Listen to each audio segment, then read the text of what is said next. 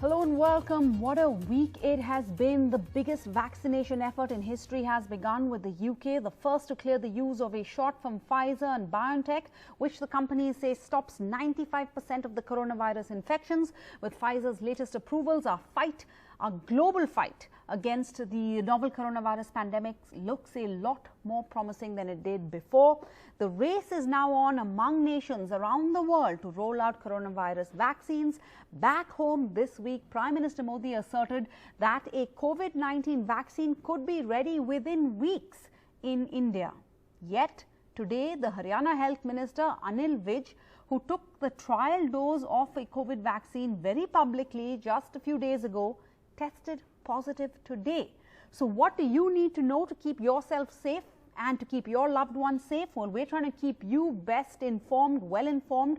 And so let's go across to our doctors on the show tonight. They need no introduction. We have first Dr. Naresh Trehan, Chairman and Managing Director of Medanta. And we have Dr. Rakesh Verma, the Additional Director General of Health Services, the DGHS of the Government of India, also Professor of Cardiology at the Safdarjung Hospital. So, Dr. Trehan, to you first. You have the Haryana Minister, Health Minister, testing positive 15 days after joining Covaxin trials. Why is that? You know, because there's so much confusion over this news, unnecessary, really avoidable confusion. So could you clarify why or how this happened? Because what should a lay viewer make of this? Because we've been told for so long, let the vaccine come, there's light at the end of the tunnel, we can then return to life as we knew it. So, Rebecca, one must understand the fundamentals of vaccination with these vaccines.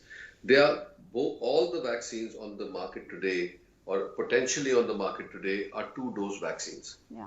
So the first dose is the initial dose, and then you need a booster dose, 3 weeks, 2 weeks, depending on the vaccine. And then after that, 2-3 weeks later, the immunity begins. So that's why you're not safe the day you take the jab, or you're not safe till the second dose. After 2 weeks after that, you expect the immunity to start. So this must be clarified to everybody, and that's why we say that it is a huge task that you have to identify the people who you gave the first dose to, and then make sure they didn't disappear and did not come back for the second dose, because it's totally ineffective. You have to have follow-up. Yes, you have to be. No, this must be clarified to the public very clearly, and especially when they are given the first dose, that we have to find mechanisms to track them down and make sure they get their second dose. The other thing that I want you to know about vaccination is that just because you've had the vaccination and your immunity has kicked in, does not mean that the virus will not enter your oropharynx or your body. The fact is that the body has then developed the ability to neutralize it. So you can still be infective. You could infect other people who are not immunized. So till a certain critical mass is achieved, like the 60%, 50-60% of the population has been vaccinated, this problem will not go away. We'll still have to wear masks. We'll still have to be distancing. So it is a long drawn process that the country will have to go through. But the good part is there is hope at the end of the tunnel. Okay, you've raised many crucial points that I want to explore further.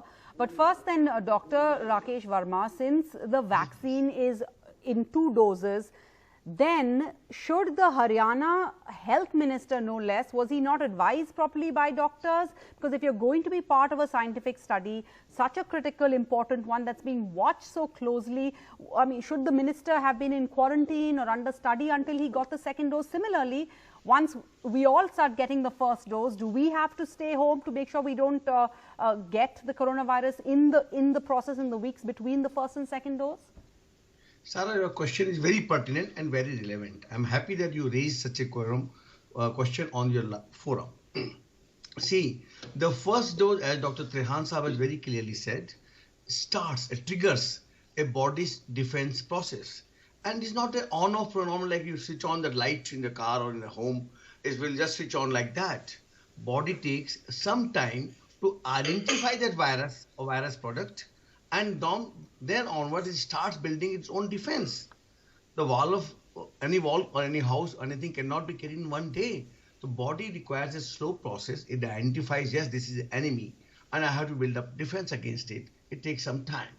And by the time second dose comes, body is prepared and it fights like a war against that virus or virus product and builds up a huge defense so as that next time that real virus comes to the body is exposed to it, it kills it totally. So that is the mechanism how a vaccine works. And in case that I get or you get a first dose of vaccine, we need not be quarantined, but we must follow all the 3 norms. Maintain social medical distance, wear a mask always whenever you're going out of the house or within the house meeting a stranger, clean your hands, rub them off with a soap or use a sanitizer the moment you touch a new surface, a surface being touched by several persons like lift handles, door handles, staircase railings, books in a library or in a restaurant table sheet or cutlery. So those 3 precautions have to be more strictly or equally followed till you get totally immunized. As my dear senior colleague had just mentioned, even so after second dose. At least until 60%. So this new lifestyle of ours is going to stay until we're not safe until we're all safe. Very long period. Very long period. And even after second dose, again, as I told you, it is not a switch on-off process. The body, for developing a sizable army of defense, a sizable antibodies in our own self, will require another couple of days. After that only, a person could be sure that now. So I think it's important, Dr. Trehan, then if you could just clarify, make very clear to our viewers then that this episode that's happened with the Haryana Health Minister should not erode trust in vaccines in any way. That's how the vaccines work, because Covaxin is India's first indigenous vaccine for this highly infectious coronavirus. Yes, it is true that 2 doses will be required and you need to protect yourself, and even for a week, 10 days after that.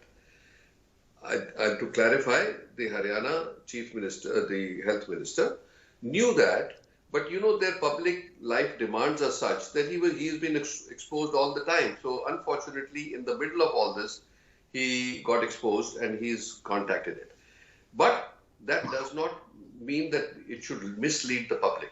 There is still confidence in the vaccine. The basis of the vaccine is pretty sound. As you know, India has been the source for producing the maximum number of vaccines for the world. So it's not a new technology. The adenovirus vector, the carrier for the protein, is well tested. So it will give you the protection when the time comes. Now, on the other hand, you see what you're talking about, what's happening in UK is the Pfizer vaccine. Now, the BioNTech Pfizer vaccine has a different platform. Yeah. It actually is based on the RNA, the genetic makeup of the virus. You don't have the live virus, you have the protein, which is injected into the body for the body to react and build the antibodies. Again, it takes time. Again, there are 2-dose vaccines. So all the vaccines today are like that. One thing, it would really help if one of those vaccines that are under development turns out to be a single-dose vaccine. That would be very effective, especially for countries like India, which have vast populations, and to track down the people who have already taken the first dose and actually bring them back in for the second dose is going to be a task. A mammoth task. Okay. It is. Well, Definitely. then perhaps they should not have used the health minister. I know it makes for great publicity, but we shouldn't have used someone who has to live such a public life for such a crucial trial. But Dr. Trehan, quickly, if you could just explain, there's so much talk about, the placebo, whether he got the placebo or the actual vaccine. There's also a lot of chatter about that on Twitter. But that's the essential of a phase 3 trial. The person will not know till they break the codes. And the codes will be broken once the study is complete. So nobody will know till then, or should know. Because if they know, then the study has been violated already. So this is the principle on which a phase 3 trial is done. So as you know, there are 3 phases of the trial. Yeah. The first one is safety. Now, I think the health minister may have taken it as a demonstration of his confidence in the safety of the vaccine. Then comes the efficacy. That's phase 2, that they find out how effective it is. And phase 3 becomes a larger study It is a prospective, double-blinded, randomized study. So nobody knows who got it and who didn't get it. So you divide the subject matter in half. So I'll give you the example of the Pfizer. How does Pfizer claim that it's 90 plus effective, 94%? So they took a sample size of 30,000 volunteers. Half of them were given the vaccine and half of them were not. And when they broke the codes, they found out that 11 out of those 15,000 who got the vaccine got COVID infection, and the ones that did not get it or got the placebo, 158 patients in that, or not volunteers in that, got the infection. That's how the inference comes, that the unprotected ones had a much higher incidence of infections than the protected ones. And they didn't know which ones were protected and not protected. So you have double-blinded, which makes it as sincere a study as you can make it. So now that the evidence is quite clear, and you can see that thousands and thousands of doses have been given around the world of different vaccines. Most of them have not had, or none of them has reported a really major adverse event, which is very encouraging to say, yes, at least the safety is there.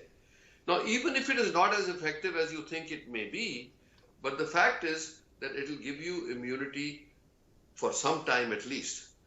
What we want to do is we want to break the chain. What lockdown did in a minimum way, vaccination to more than 50-60% of the population of a country will break the chain. So it becomes like a natural shield. There are not enough people left to be infected. So your encounter will be less dangerous. So I think that we are moving in the right direction, by the way. All right. And, so then, Dr. Verma, please come in over here, because as Dr. Trehan is pointing out, the majority needs to get this vaccine. That's what Dr. Fauci has also said today. The overwhelming majority needs to get the vaccine before this pandemic can end, is what he said. But this week we heard, the health secretary during the weekly briefing say that the government hasn't spoken of vaccinating the entire country. Madam, I'm a government officer, and I tell you, I am nobody to comment on what our Honorable Health Secretary said. But I can tell you, Honorable Health Minister and Health Secretary are devoting more than 12 hours a day in Health Ministry, irrespective of holidays, Saturday and Sunday, for this sir, nobody is doubting that. I am asking you, sir, that given our numbers, we have hurdles in trying to provide the vaccine to every Indian. Prime Minister Modi announced, as a doctor, sir, I'm purely asking you as a doctor, we know that the vaccine cannot work until the majority of Indians have it. It's not a fair question. India is a vast country. India is a very vast country with various geographical, geopolitical, geosituational variations.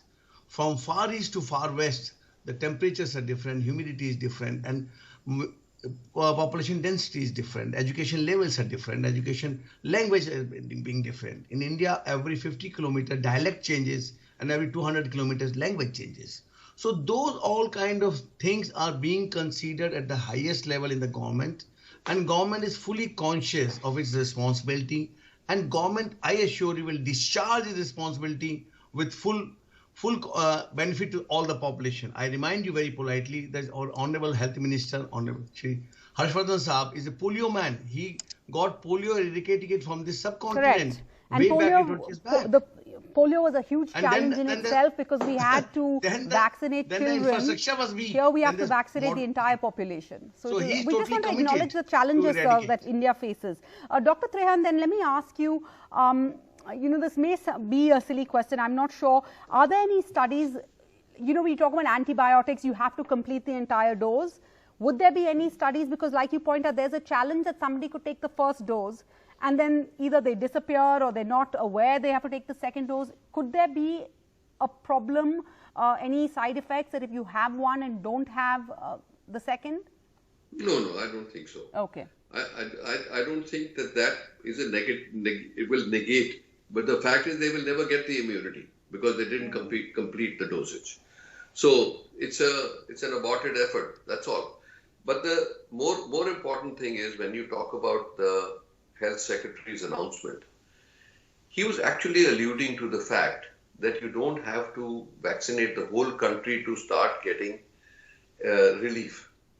And like we said, this herd immunity is one important part of that, is that a large proportion of the population is already immune. Now, whether they get the immunity from getting the disease or whether they get it from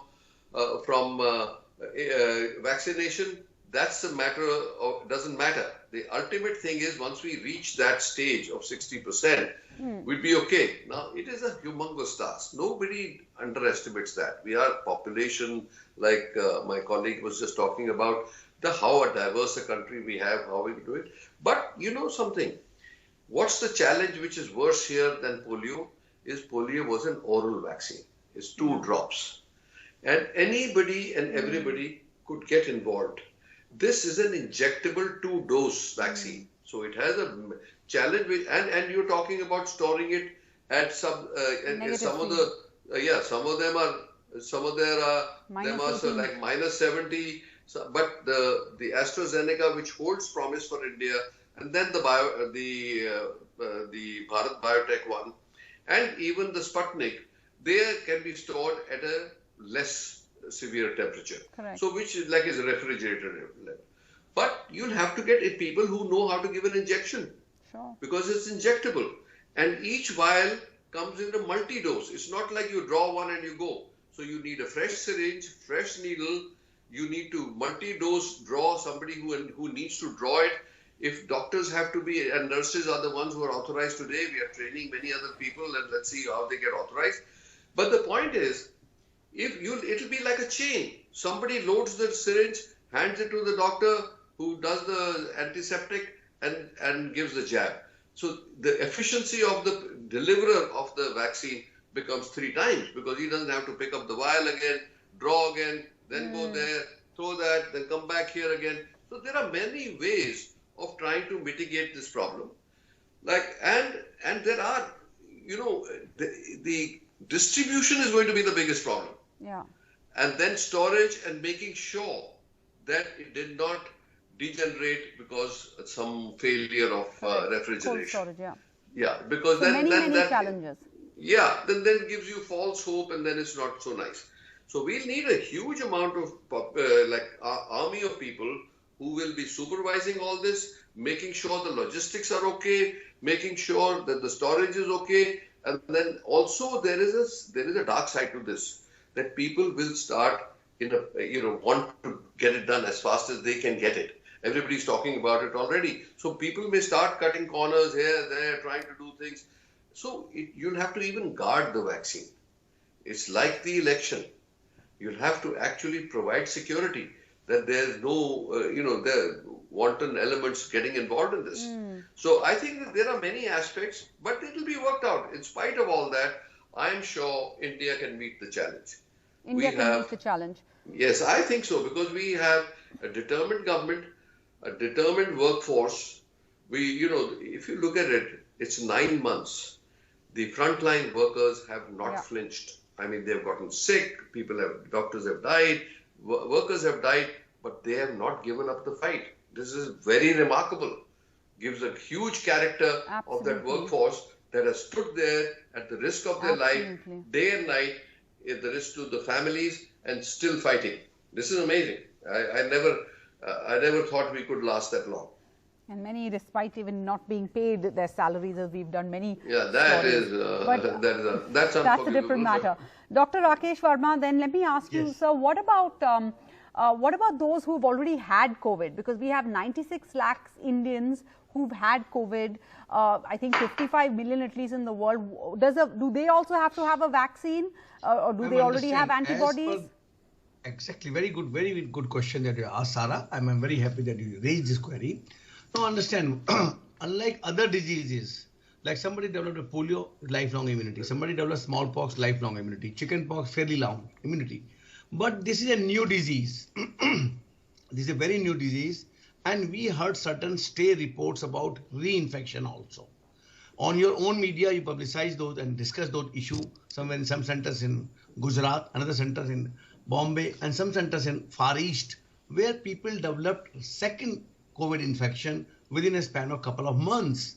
So this having COVID once does not mean a lifelong immunity. Even after vaccine, one cannot feel that it's got a permanent shield. The precautions have to be there, prevention has to be there, social distancing has to be there. So possibly this question needs still to be answered at a later stage. As of today, the available scientific data tells us that yes, if somebody has got a COVID infection in March and in September, October, he gets a chance to get a vaccine, he ought to get a vaccine. That too also 2 doses, as you mentioned earlier. So once COVID infection does not mean lifelong immunity. It's just like influenza vaccine.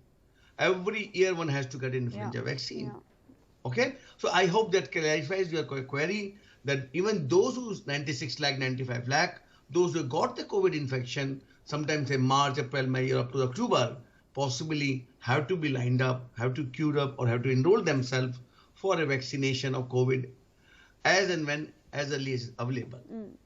All right. And lastly, and even those who have got COVID vaccine also, I repeat, as you mentioned earlier in the talk, they cannot give up the social distancing norm, using the mask norm, and keeping a safe hygiene by cleaning their hands and whenever they touch a new surface. Those precautions need to be implemented. I think they will become part of our lifestyle for certain months, more months, or a couple of years.